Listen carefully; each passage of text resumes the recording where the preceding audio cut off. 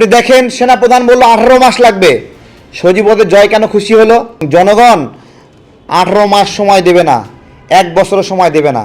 আজকে এখান থেকে বলছি সময় দিলাম 3 মাস। কয়দিন? 3 মাস।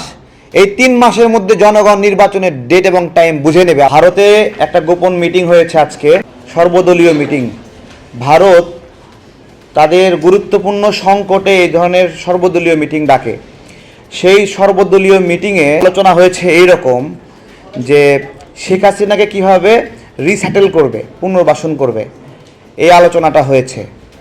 তো সেই আলোচনা এসেছে এইরকম যে শেখ হাসিনাকে রিস্যাটেল করতে হলে মিনিমাম 5 বছর সময় লাগবে।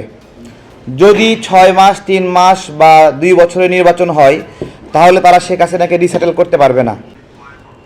এবং সেই মিটিংয়ে আওয়ামী লীগকে রিস্যাটেল করার জন্য, পুনর্বাসন করার জন্য এই মিটিংটা হচ্ছে। এবং তারা সমন্বিতভাবে সিদ্ধান্ত নিতে চায় যে তারা পার্শ্ববর্তী দেশে ভারতে বাংলাদেশের রাজনীতিবিদদেরকে রেখে সেখানে তাদের রাজনীতি করার সুযোগ দিতে চায়। সেখান থেকে বাংলাদেশের রাজনীতি পরিচালনা করবে।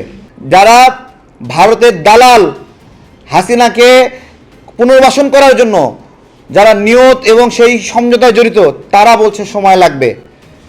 আপনি দেখেন সেনাপ্রধান বলল 18 মাস লাগবে। সজীবদের জয় কেন খুশি হলো? এগুলো ভাই খুব খেয়াল করতে হবে। নির্বাচন কবে হবে? নির্বাচন জনগণ যেদিন চাবে সেদিনই হবে, আমি আপনাদেরকে বলছি। এবং জনগণ 18 মাস সময় দেবে না, 1 বছরও সময় দেবে না। আজকে এখান থেকে বলছি সময় দিলাম 3 মাস। কয়দিন? 3 মাস। এই 3 মাসের মধ্যে জনগণ নির্বাচনের ডেট এবং টাইম বুঝে নেবে। আপনারা লিখে রাখেন।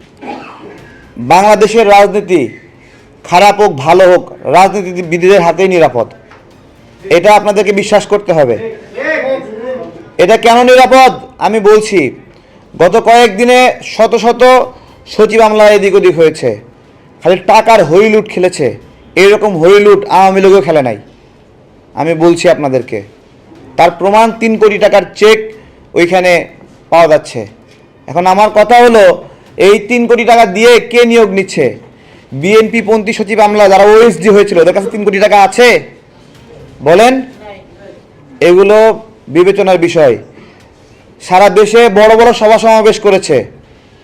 এক একটা সভা বাস্তবায়ন করতে মিনিমাম 5 লক্ষ টাকা প্রয়োজন, মিনিমাম। অথচ আমরা একজন আহত বন্ধুকে আমরা এখনো বিদেশে পাঠাতে পারি নাই, একজন, কেউ না।